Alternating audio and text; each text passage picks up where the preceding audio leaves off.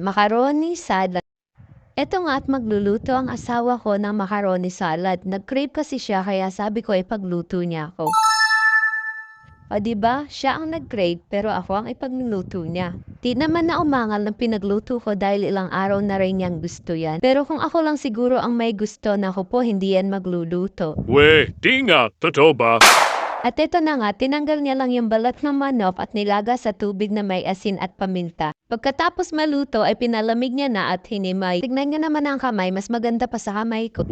Di nga, totoo ba? Sa pinaglagaan ng manok, doon na rin nilaga ang macaroni pasta. Idagdagan niya lang ng tubig at konting mantika. Nilaga lang ng konti yung carrots, pero pwede niyo na rin isabay ang carrots sa paglaga ng pasta. Pero dapat paluto na yung pasta bago niyo ilagay para di ma-overcook. Naghiwa na rin pala ako dyan ng puting sibuyas para halo na lang ng halo mamaya. Sa part na to ay ako na ang gumagawa dahil iniyakan siya ng anak ko na sobrang habol sa kanya. 'Di ba ang sakit sa puso na ako ang nagluwal at nagtakahirap pero mas pipiliin ang tatay. Pero parang gusto ko na rin, di na ako mahihirapan mag-alaga. At ayun na nga, para hindi ako mahirapan maghalo, nilipat ko lang sa mas malaking lagayan. Pero ayun, nahirapan pa rin. Diyan ay hinalo-halo ko na, nilagay ko na ang puting sibuyas, pineapple tidbit, pasas, asin, paminta, yung hinimay na manok at mayonnaise. Gadgad na rin ako ng cheese. Maraming mayonnaise at cheese, mas masarap. Yung iba nga ay naglalagay pa ng celery, condensed, pickle. Sa amin okay na to. Mas gusto ko yung gantong lasa, walang masyadong tamis. Kalagay lahat ng ingredients ay halu-haluin na ng maayos. Pero alam nyo ba, nung bata ako, gusto ko lagi may okasyon para makakain lang ito. Tapos sa ibang bahay pa.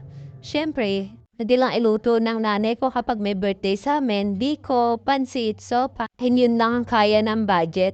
Paswertihan pa ng birthday kami magkakapatid kung may pera. Yung mga gantong pagkain di pwede kasi akala namin napakalaki ng mga gastos kapag nagluto nito. Pero maliit lang din pala.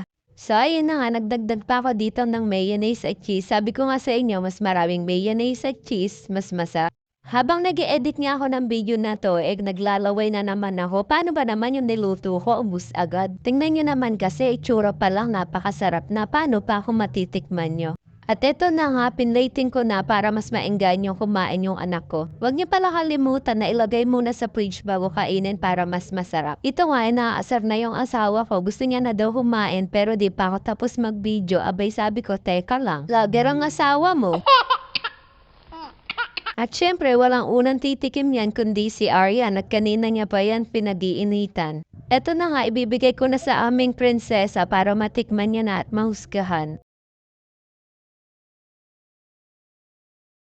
Yun lang mga kain na. Thank you for watching. Bye!